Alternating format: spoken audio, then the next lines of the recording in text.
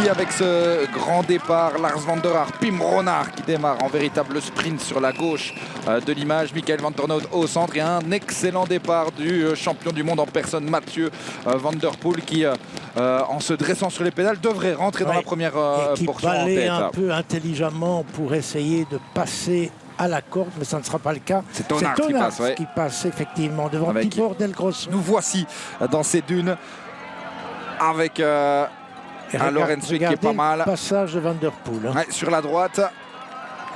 Et qui est en train de passer, de déposer même, on peut le dire, Laurens Sweeck et Tonaerts.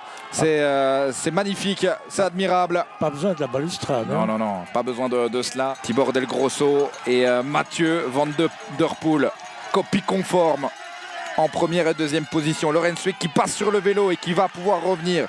Oui, Mathieu a été obligé de descendre effectivement avec le fait que devant lui, ça a bloqué. Attention là parce qu'il va placer une accélération restant sur le vélo. Voilà, ça fait mal. Une petite différence déjà, il n'y a rien à faire. Tonaerts n'a pas pu suivre et là il est en train de s'envoler, Mathieu van der Poel. Oui. Il est en train de s'envoler, Laurens Sweeck le sait, il doit absolument passer devant Tonaerts, il faut réagir le plus rapidement possible. Oui, mais pour passer devant Tonaerts, il va devoir prendre des risques dans cette portion-ci, c'est pas évident. Tibor Del Grosso après un premier tour reste en 4e position. Et la relance de Tonaerts. Qui fait l'effort effectivement, suivi par Sweeck, Del Grosso qui a mal au dos. Regardez la différence. Un travail en salle, Gérard, qui se montre, qui se remarque aussi ici. Quelle stabilité, quel gainage pour Mathieu van der Poel qui fait la différence. Allez, Laurens Sweeck qui passe. Laurens Sweeck qui passe devant Tonaerts. Regardez cela ici. Ces coups de rein pour passer au sommet de cette butte. Laurens Sweeck dans un autre style avec énormément de force. Et derrière, on est à pied.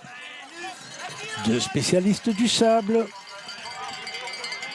Mais forcément, lorsque l'on a un parcours aussi difficile, Gérard, les différences se marquent très rapidement aussi.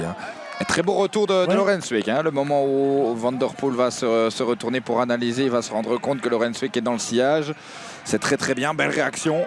On est pour l'instant à jeu égal et Del Grosso va revenir aussi. Oh là, quelle belle preuve aussi de technicité pour Tibor Del Grosso. Il fait partie de ces artistes aussi. Et la chute pour Tonaerts. Qui est resté bloqué purement et simplement et qui bloque en même temps un peu Laurens Sweeck. La ceinture abdominale, mais les muscles lombaires sont très sollicités et il vient de se redresser encore. Et ici, on va plus se relever. Il y a un trio. Le podium est en vue dans cette situation-là. Un petit gel pour Nils van de Put. On rappelle qu'il sera là à Cavereux, il sera là aussi à Bâle, à Moll, à Zonhoven. Bâle qui n'est pas en Coupe du Monde. Encore un point d'interrogation par rapport à Benidorm pour Mathieu van der Poel. Il y aura Mads Mechelen, il y aura Ugoreid aussi. Et puis, en toute finalité, les championnats du monde. Et il est en train de nous faire du Mathieu van der Poel version championnat du monde là. Très bon passage ici sur ces portions-là, Gérard, avec du sable, avec de la puissance. C'est presque indiscutable. Il faudrait le revoir, la manière dont il dévie pour aller chercher le sillon. Je vais dire que 90% des coureurs en faisant ça sont à terre.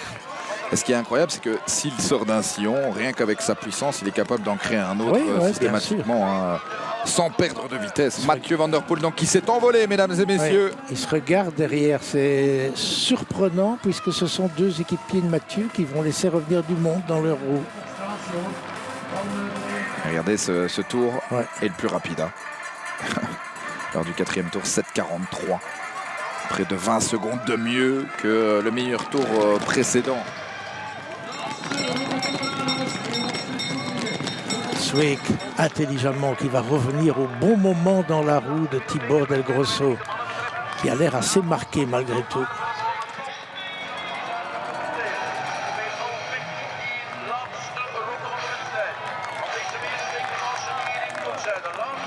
Et Sweeck qui va aller chercher la 2e place. Ouais, là il est parti, il a fait la différence.